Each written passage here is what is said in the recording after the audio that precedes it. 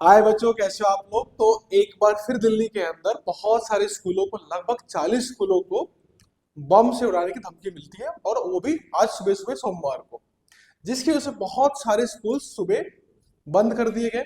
बहुत सारे बच्चे जो स्कूल तक पहुंच चुके थे उनको वापस घर भेज दिया गया, और बहुत सारी बसेस जो बच्चों को कलेक्ट करते हुए स्कूल जा रहे थे उनको वापस बोला गया कि वो अपने बच्चों को अपने घरों पर ड्रॉप कर दें।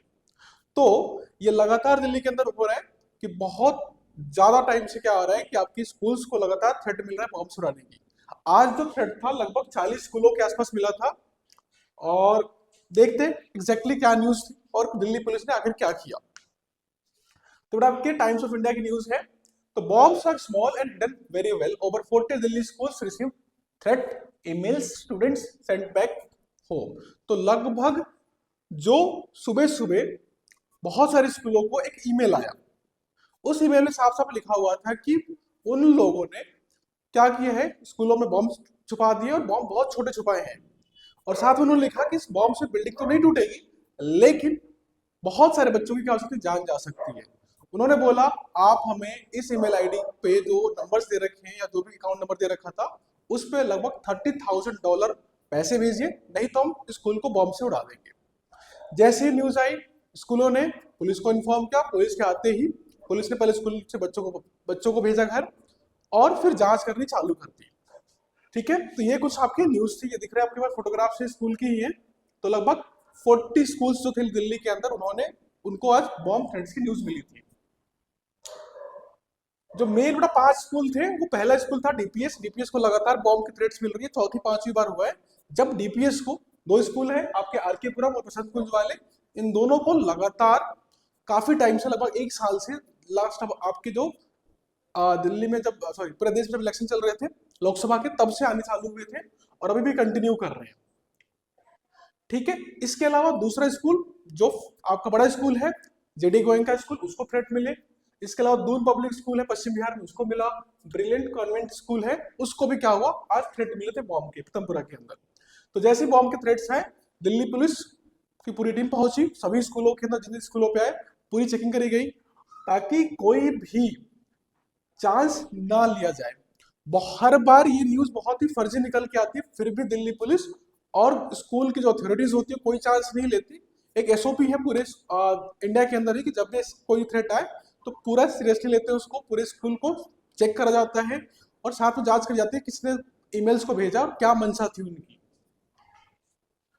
ठीक है, तो पूरे टाइम जो भी न्यूज आई है उसमें अभी तक कोई कंफर्मेशन नहीं आई कि आखिर किसने भेजा था ये, और किसी भी स्कूल में कोई एक्सप्लोजिव डिवाइस मिला भी नहीं है। फिर भी दिल्ली पुलिस ने समझदारी दिखाई और स्कूलों को बंद कर दिया। ये आपका जेडी गोयनका स्कूल का फोटोग्राफ दिख रहा है आपके पास। तो क्या लिखा गया आपके पास इसके अंदर, सिंपल सा कि the schools were targeted in a threatening email which claimed that hidden bombs were planted within the premises. The email asserted that multiple bombs were strategically placed inside the building, posing a significant threat to the students and staff. The anonymous sender demands a ransom of $30,000, warning that failure to comply would result in the detonation of the bomb. साथ में धमकी क्या थी email के अंदर, email में धमकी ये थी कि अगर आपने $30,000 हमें नहीं दिए तो हम इन बॉम्ब्स को फोड़ देंगे। और बॉम्ब्स इन्होंने बोले थे कि बहुत ही ऐसी जगह लगाए गए हैं ताकि ज्यादा बच्चों को, मतलब ज्यादा नुकसान हो, ये धमकी दी थी। रियलिटी में ऐसा कुछ था नहीं अभी तक की न्यूज के हिसाब से। ये उसकी आपकी वो दिख रहे हैं, सब दिख रहा है। ये आपकी वो ईमेल थी जो स्कूलों को गई थी, क्या थी आपके पास, I planted multiple bombs inside the building, I planted multiple bombs inside the building, these bombs are small and hidden very well, it will not cause very much damage to the building, but many people will be injured when the bombs detonate, you all deserve to suffer and lose limbs, if I do not receive $30,000 I will detonate the bombs, the group E2 कुछ, ये आपके उन्होंने अपनी ID दे रखी कि जो भी संगठन का नाम है पता नहीं, जो भी हो कोड नेम है, उन्होंने अपनी आईडी दे रखी थी इसके अंदर। सो इसके ऊपर फिर दिल्ली पुलिस ने पूरी जांच करी, स्कूलों को चेक करा, पूरी शिनाख्त हुई और देखा गया कि एक्चुअली में कोई बम था नहीं। ये लगातार चौथी पांचवी बार ऐसा हुआ है कि इस तरह के कॉल्स, फर्जी कॉल एक तरह से कह सकते हैं, जो जाते हैं स्कूलों के पास, और एक नहीं मल्टीपल स्कूलों पे ईमेल्स के थ्रू जाते हैं, और जिससे काफी ज्यादा क्या होती है, अफरा तफरी फैलती है स्कूलों के अंदर। बट अच्छी बात यह है कि इन सब के बावजूद भी सब बच्चे सेफ हैं, स्कूल सेफ है, और कोई इस तरह की घटना हुई नहीं है। दिल्ली पुलिस लगातार कोशिश कर रही है जांच करने की, लेकिन दिक्कत क्या होता है, ये ईमेल्स जो होते हैं बहुत ही टेक्निकल तरीके से भेजे जाते हैं, जिसको डिटेक्ट करना, पता करना कहाँ से आए हैं, बहुत डिफिकल्ट काम होता है। ये कोई भी कहीं से भी भेज सकता है, आइडेंटिफाई करना बहुत डिफिकल्ट होता है। तो पिछले साल भी इसी साल नवंबर 19 को Delhi high court directed the local government and police to create a thorough action plan including a detailed standard operating procedure for handling bomb threats and similar emergencies. The authorities were given 8 weeks to complete these instructions.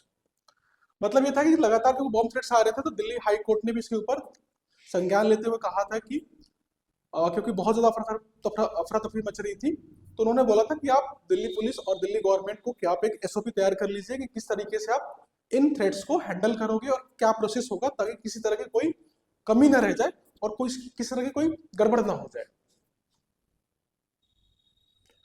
जो main schools थे जिन्होंने सबसे पहले bomb के threats receive किए थे, वो थे आपके डीपीएस, आरके पुरम और बसंत कुंज वाला, और साथ में जीडी गोयनका।